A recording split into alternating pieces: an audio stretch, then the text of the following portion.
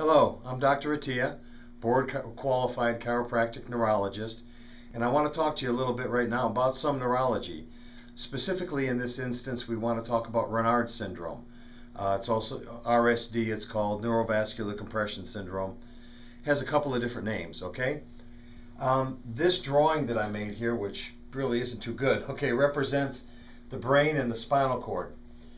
In Raynauds syndrome, it affects the sympathetic nervous system, but prior to that, it affects the brain. And even prior to that, in these conditions, I always see an autoimmune issue. Now, let me give you a little bit of background here for this. The sympathetic nervous system, which is your fight and flight system, this is the one that goes into action when you become afraid or you need to do something right away. That's that system that goes into action. It's always on, all right? It's kind of like the lights in this room here. Right now, they're always on. The only way I can dim it down is by using a dimmer switch or decreasing the voltage to it. The brain does that, okay? Sympathetic nervous system is always on and always ready to go, which makes a heck of a lot of sense. It protects us, all righty, in case of danger. And the brain's job is to inhibit it, okay? So in the sympathetic nervous system, which runs roughly from thoracic 1 to lumbar 1, or right in this region here roughly, okay, again, it's always on. Most often in these cases, people are being treated for a sympathetic nervous system problem. It's not, okay? It's a problem with the brain first, or second, I should say. We'll talk about the autoimmunity in just a moment. As I mentioned, the brain's job is to inhibit this, okay? If it's not, the sympathetic nervous system essentially goes haywire. And the pain associated with RSD can be, I don't have to tell you, can be absolutely excruciating, okay? So we look to the brain as a functional neurologist, as a chiropractic neurologist.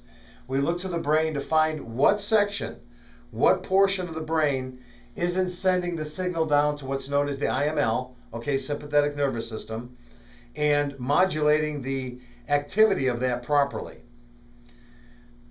Prior to that, we always find, or typically find, a breach in what's known as the blood-brain barrier, BBB, okay? And this has to do with autoimmunity. Autoimmunity means that the body's attacking itself. Essentially, there's a civil war going on within the body. The North is attacking the South, the South is attacking the North.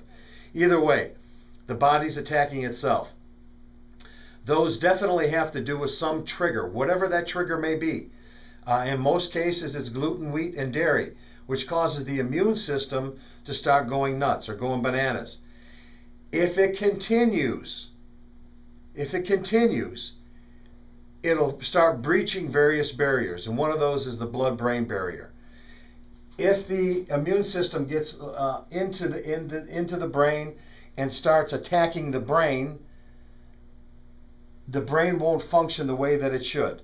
So in the treatment of RSD, we first need to find what the triggers are, locate what portion of the brain isn't functioning properly, and reboot the system. Every single case that I've worked with, we've had results with. It really kind of depends on how far gone it is. Okay, I'm going to be honest with you there. Some are pretty far gone, and they're very difficult to bring back, but at least we've been able to help these people, you know, with those kind of conditions. I'm here to tell you that that what we do works.